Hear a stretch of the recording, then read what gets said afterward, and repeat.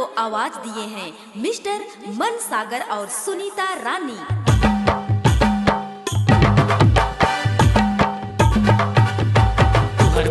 DJ चमन बिजली डार school पारा। आप सुन रहे हैं डीजे चमन बाबू का रिमिक्स। डीजे चमन बाबू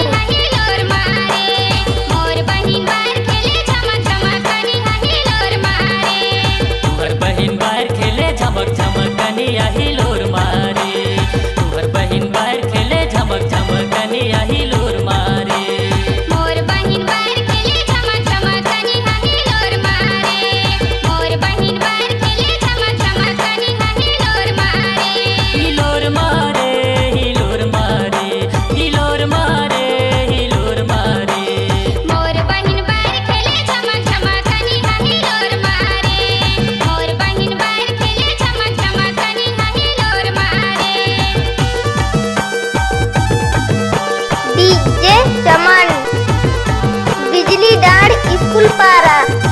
आप सुन रहे हैं डीजे चमन बाबू का रिमिक्स। डीजे चमन बाबू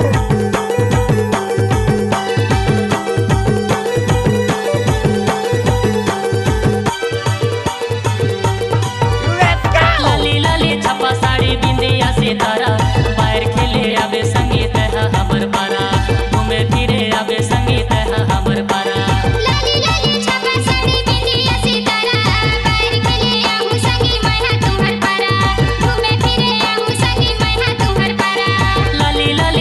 साड़ी बिंदिया सितारा। बाहर खेले आवे संगीत है हमर पारा। घूमे फिरे आवे संगीत है हमर पारा।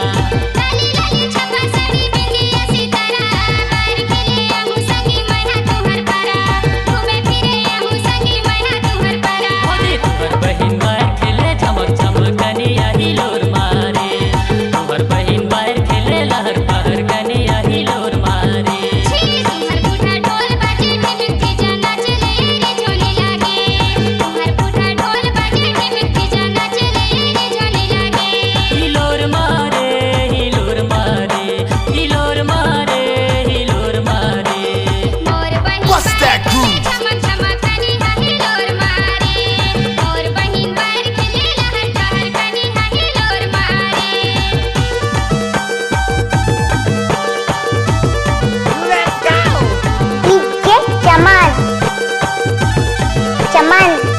डीजे चमन बाबू डीजे चमन स्कूल पारा।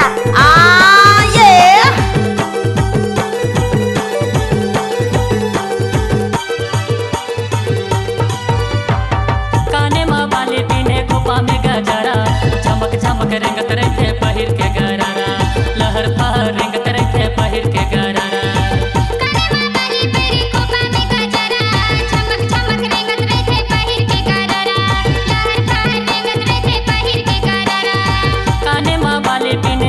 में गजरा झमक झमक रंगत रहते पहिर के गरारा। लहर फहर रंगत रहते पहिर के गरारा।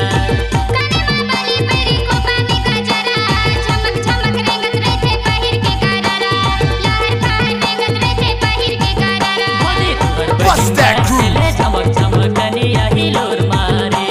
तुम्हार बहिन बाहर खेले लहर पहर कनिया हिलोर मारे।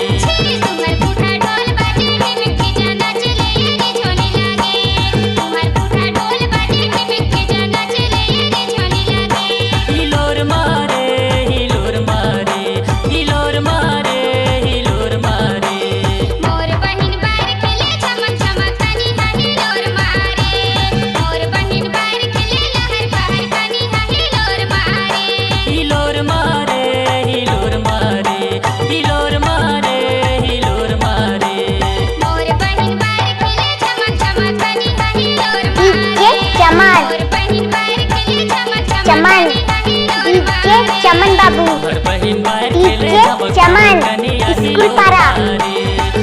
बहिन बाहर खेले झमक झमक कनिया हिलोर।